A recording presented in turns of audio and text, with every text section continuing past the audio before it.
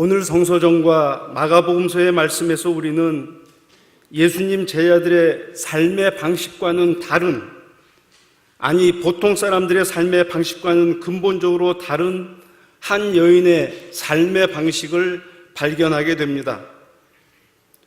저는 오늘 이 여인의 모습을 통해 예수 그리스도 앞에 서 있는 신앙인으로서 우리는 어떤 방식으로 살아가야 할지를 네 가지 측면에서 함께 생각해 보려고 합니다.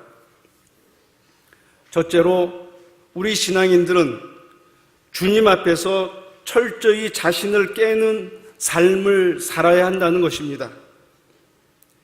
여인이 자신의 소중한 향유를 담은 옥합을 과감하게 깨트린 것처럼 우리 신앙인들은 자신이 소중하게 여기는 것들을 깨뜨려야 한다는 말씀입니다. 자기밖에 모르는 이기심을 깨뜨려야 합니다. 남을 우습게 생각하고 자신만을 우뚝 세우려는 알량한 자존심을 깨뜨려야 합니다. 옳고 그름을 분간치 않고 저돌적으로 쟁취하려는 명예와 자랑, 부귀의 욕망을 깨뜨려야 합니다. 자신의 이해관계를 얻기 위해서 혈연과 학연 또는 지연에 쉽게 줄을 대려는 연고주의를 깨뜨려야 합니다. 가난한 이웃을 나 몰라라 하고 자기 가족만 챙기면 된다는 무관심과 무책임의 부끄러운 습관을 깨뜨려야 합니다. 오늘 우리는 주님 앞에서 겸허히 무릎을 꿇으면 우리가 어떤 것을 깨뜨려야 할지를 당장에 알 수 있을 것이라고 생각합니다. 많은 것을 깨뜨려야 하겠지만 무엇보다도 하나님의 뜻을 생각하지 않고 자기의 뜻만을 고집하였던 요나와 같은 나를 깨뜨려야 합니다. 요나는 니느웨 성을 멸망시키기로 작정하신 하나님의 뜻을 전하라는 명령을 받았습니다. 그가 하나님의 진정한 예언자였다 하면 니느웨 사람들에게 하나님의 말씀을 있는 그대로 전하는 역할을 수행하면 되었습니다. 그러나 그는 자기 자신을 먼저 생각했고 자기 민족을 먼저 생각했습니다. 하나님의 말씀은 그 다음에 있었습니다. 그는 니느웨 사람들에게 하나님의 멸망의 계획을 전하다가 돌에 맞아 죽지는 않을까 염려했습니다. 그는 이스라엘을 괴롭히는 니느웨 사람들이 멸망되어야지 그들이 회개해서 멸망당하지 않으면 어떻게 될까라는 민족적인 이기심에 빠져 있었습니다. 결국 그는 창조주요 만왕의 왕이요 온 인류의 아버지이신 하나님을 이스라엘만의 편협된 하나님으로 축소시키고 말았습니다. 그는 하나님의 뜻을 외면하고 자신의 뜻을 위해서 니느웨와 방향이 다른 다시스로 도망가다가 엄청난 풍랑을 만났습니다. 자기 한 사람만 고생한 것이 아니라 배에 탄 수많은 사람들을 고생시켰고 물질적인 큰 손실까지 보도록 했습니다. 내가 깨어지면 족한 것인데 내가 깨어지지 않아서 자신뿐 아니라 가족들, 친지들, 이웃들, 심지어 교회와 국가까지 어려움을 초래할 수 있음을 우리는 알아야 합니다. 고부 간의 갈등이 왜 있습니까? 부모 자식 간의 갈등이 왜 있습니까? 부부 사이가 왜 힘듭니까? 모두가 자기를 깨트리지 않기 때문입니다. 그러나 에스더를 생각해 보십시오. 하만 장군의 간교로 이스라엘 민족 전체가 풍전등화의 위기에 있을 때 에스더는 왕의 부인이라는 자신의 존재를 깨뜨리기로 작정했습니다. 왕이 부르기 전에 왕의 면전에 나아가는 것이 죽음을 의미한다는 것을 알면서도 에스더는 자신을 깨뜨려 죽기를 각오했습니다. 그녀는 죽으면 죽으리이다 하는 심정으로 왕에게 나아갔고 그 결과 왕의 사랑을 더 크게 받았을 뿐 아니라 이스라엘 민족 전체를 구원하는 여인이 되었습니다. 에스더처럼 오늘 이 시대를 살아가는 사람들, 특별히 기독교인들만이라도 주님 앞에서 자신을 깨뜨리려고 한다면 우리는 희망을 가질 수 있습니다. 그러나 기독교인들마저 세상 사람들과 다를 바 없이 살려고 한다면 세상은 절망입니다. 그래서 주님은 이렇게 말씀하고 계십니다. 너희 가운데서 위대하게 되고자 하는 사람은 누구든지 너희를 섬기는 사람이 되어야 하고, 너희 가운데서 으뜸이 되고자 하는 사람은 너희의 종이 되어야 한다. 둘째로 우리 신앙인들은 삶의 우선순위를 분명히 하는 삶을 살아야 한다는 것입니다. 젊은 여인에게 있어서 향유는 결혼 준비물 중에서 가장 값나가는 것이고 소중한 것이고 1순위에 있는 것이었습니다. 옥합 안에 향유가 들어있는 것으로 보아 그것은 어머니로부터 직접 물려받은 물건임에 틀림이 없었습니다. 그러나 그녀에게는 값비싼 향유보다 예수님, 그분이 우선이었습니다. 자신의 가장 귀한 것보다 더 귀한 것이 바로 주님, 예수 그리스도였다는 말씀입니다. 우리도 이 여인처럼 세상 사람들의 기준에서 바라보는 우선순위가 아니라 주님을 사랑하는 신앙인들의 기준에서 우리 삶의 모든 우선권을 주님께 두고서 살아가야 할 것입니다. 우리가 즐겨 부르는 찬송이 있습니다. 주 예수보다도 귀한 것은 없네. 이 세상 부귀와 바꿀 수 없네. 주 예수보다도 귀한 것은 없네. 이 세상 명예와 바꿀 수 없네. 주 예수보다도 귀한 것은 없네. 이 세상 행복과 바꿀 수 없네. 세상 즐거움 다 버리고 세상 자랑 다 버렸네. 주 예수보다도 귀한 것은 없네. 이 찬송은 우리에게 깊은 감동과 은은한 영감을 주는 그런 귀한 찬송입니다. 그런데 우리는 이 찬송가대로 고백하면서 살고 있습니까? 주 예수가 나에게 귀한 것은 그분이 나에게 세상 부귀를 선물하고 세상 행복과 세상 자랑을 보증해 주기 때문은 아닙니까? 주 예수가 나에게 귀한 것은 그분이 범사에 잘 되도록 인도해 주시고 건강을 지켜주시기 때문은 아닙니까? 만일 그러하다면 오래지 않아서 우리의 신앙은 산산조각이 날 수도 있습니다. 상황이 좋을 때는 세상 부귀도 세상 행복도 세상 자랑도 비교적 쉽게 얻어질 수 있습니다. 그러나 녹록치 않은 시대에는 마음 먹은 대로 되는 것이 별로 없습니다. 모든 노력을 기울여도 상황은 오히려 악화될 수도 있습니다. 주 예수를 통해서 얻고자 하는 것들이 얻어지지 않는다고 하면 주 예수가 무슨 소용이 있겠나 질문하다가 결국 주 예수에 대한 신앙 고백까지 포기하게 될 것입니다.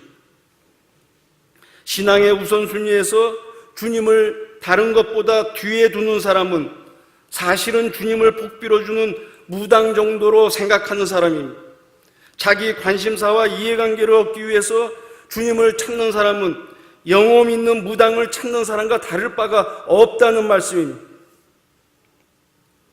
우리는 주 예수보다도 귀한 것이 없다며 찬송하지만 우리의 삶은 그렇지 않을 때가 너무나도 많습니다.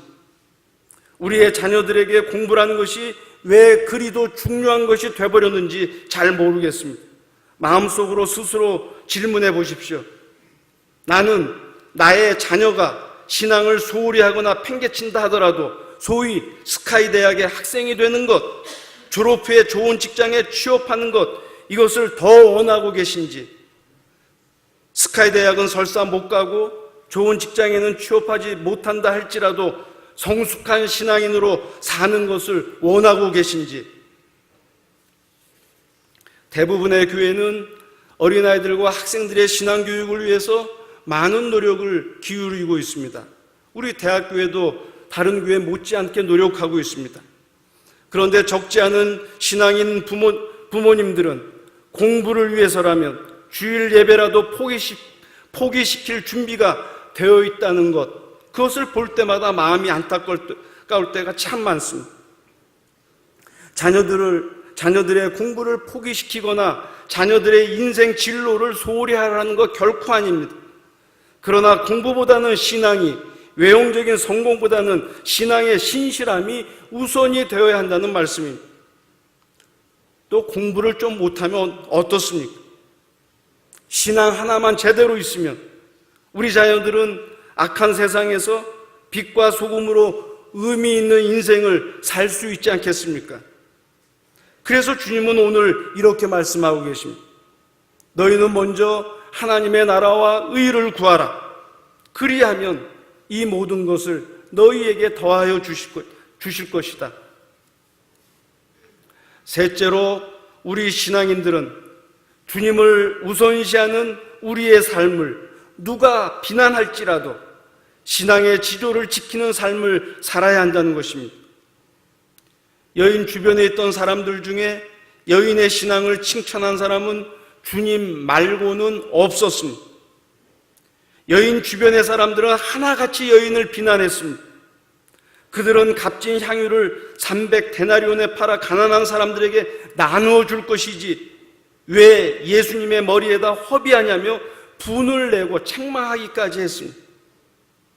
그들이 왜 분을 내면서 여인의 신앙을 책망했을까요? 그들은 여인처럼 자신들의 가장 귀한 것을 주님께 바치지 못한 수치가 있었기 때문입니다. 그들은 내면에 주님보다 더 귀한 어떤 것을 숨기고 있었기 때문입니다. 그들은 예수께서 로마 권력으로부터 이스라엘을 회복하면 적어도 몇 고를 다스릴 것이라고 계산하고 있었기 때문입니다. 그들은 사실 부와 권력이 좋아서 예수를 쫓는 흉내를 냈을 뿐이었다고 말할 수 있습니다. 오늘 우리는 주님을 우선시하는 우리의 신앙 때문에 세상의 사악한 사람들과는 다른 길을 가야만 합니다. 그들은 윗사람에게 잘 보이기 위해서 뇌물을 바칩니다.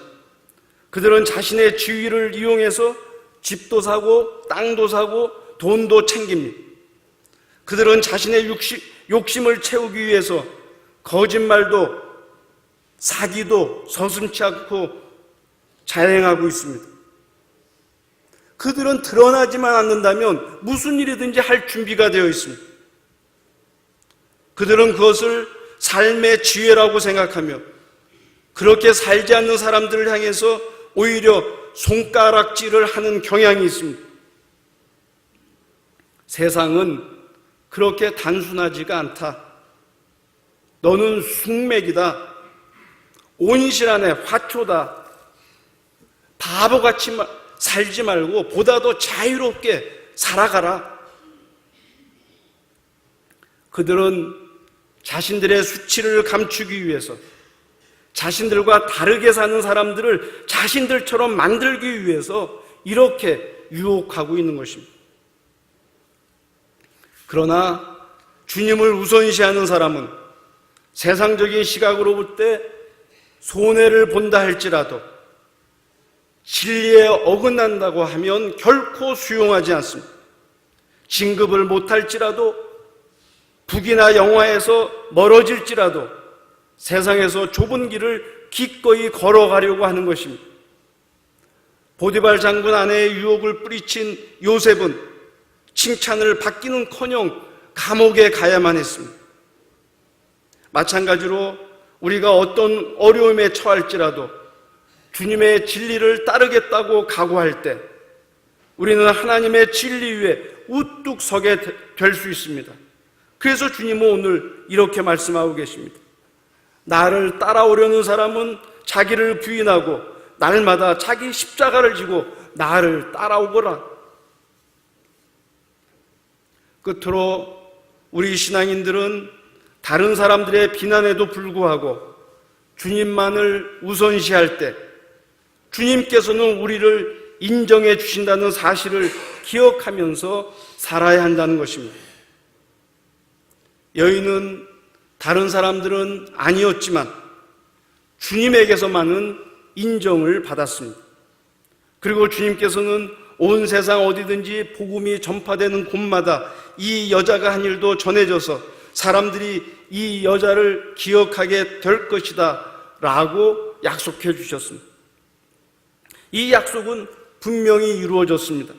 세계 곳곳에 있는 기독교인들 치고 옥합을 깨트려 예수님의 머리에 향유를 부은 이 여인을 모르는 사람은 없을 것입니다.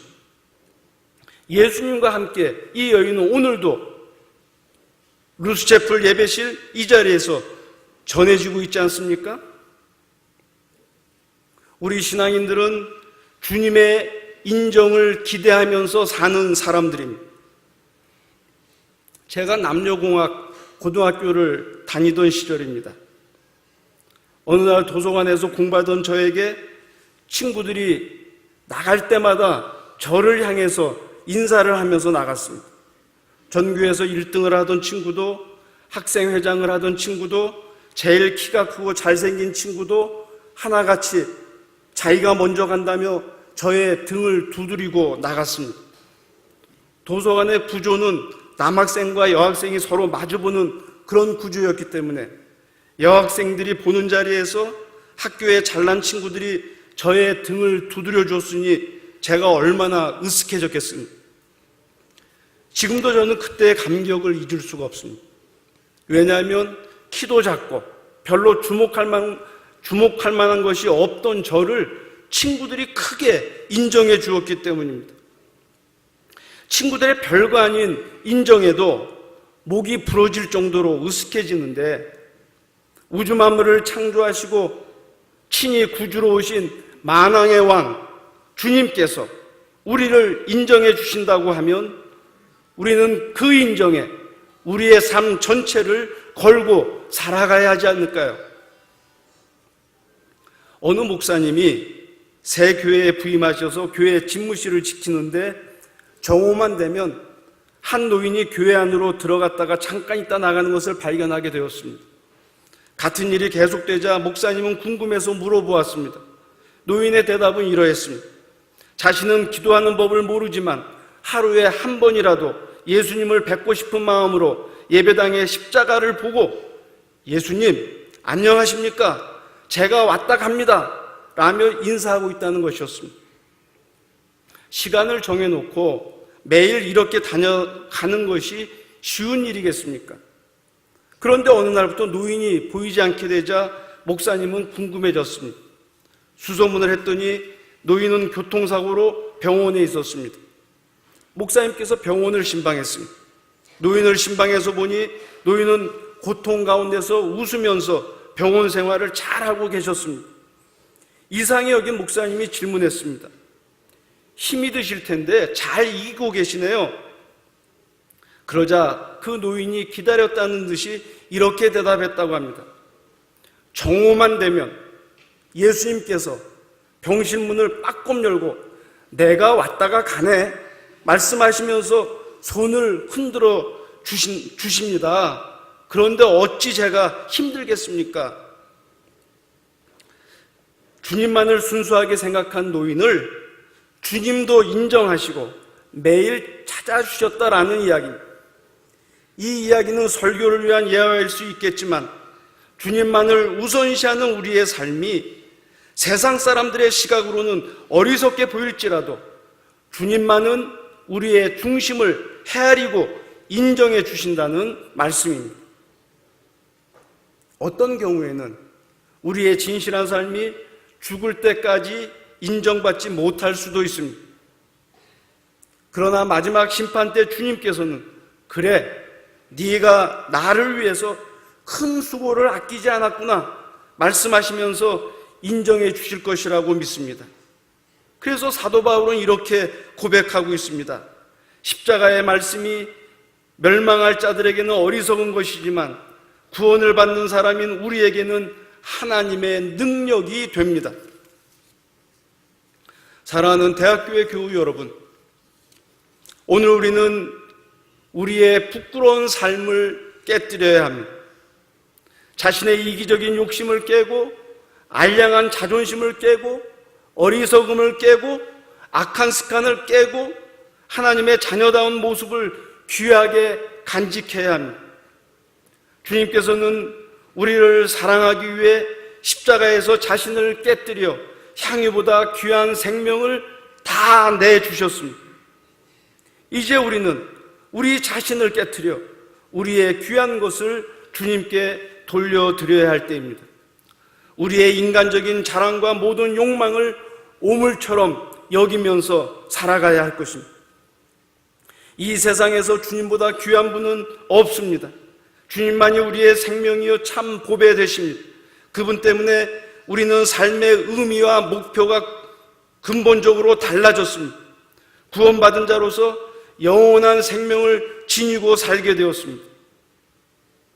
그러므로 우리는 주 예수님이 우리 삶에 있어서 항상 우선순위에 오도록 해야 할 것입니다.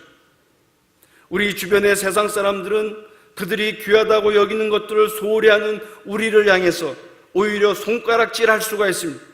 설사 그러한 경우가 생긴다 할지라도 우리는 우리의 영원한 상급이 주님께 있음을 바라보면서 우리 신앙의 진실함을 지켜내야 합니다. 우리는 세상 사람들과는 다른 길을 가야 하는 것입니다. 세상 사람 모두가 욕망과 이기심 가운데 있을지라도 그들과 다른 길에서 살아가는 우리의 삶을 통해서 주님께서는 영광을 거두실 것이고 또 그러한 우리를 당신의 자랑거리로 삼으실 것입니다. 우리의 수고와 봉사를 다른 사람들은 몰라준다 할지라도 우리의 주님만은 빠뜨리지 않고 하나도 남김없이 인정해 주신다는 사실을 잊지 말아야 할 것입니다. 사랑하는 교우 여러분, 오늘 우리가 사는 삶의 자리는 참으로 암울합니다. 희망을 찾기가 쉽지 않습니다. 그러나 저와 여러분이, 우리 기독교인들이 옥합을 깨트려 주님 앞에 향유를 부은 여인처럼 살려고 한다면, 지나간 일을 더 이상 기억하지 않고 새 일을 행하시는 하나님만을 붙잡는다면 우리의 가정과 직장과 교회가 달라질 것입니다. 우리 삶의 모든 자리가 우리 때문에 새로운 희망을 발견하게 될 것입니다. 하나님께서는 우리로 인해서 찬양과 영광을 거두실 것입니다. 하나님의 은총과 인도하심이 옥합을 깨트린 여인처럼 살기 원하는 우리 모두에게 가득 넘쳐나기를 예수 그리스도의 이름으로 축원합니다. 아멘. 이제 선포된 말씀으로 함께 묵상기도 하시겠습니다.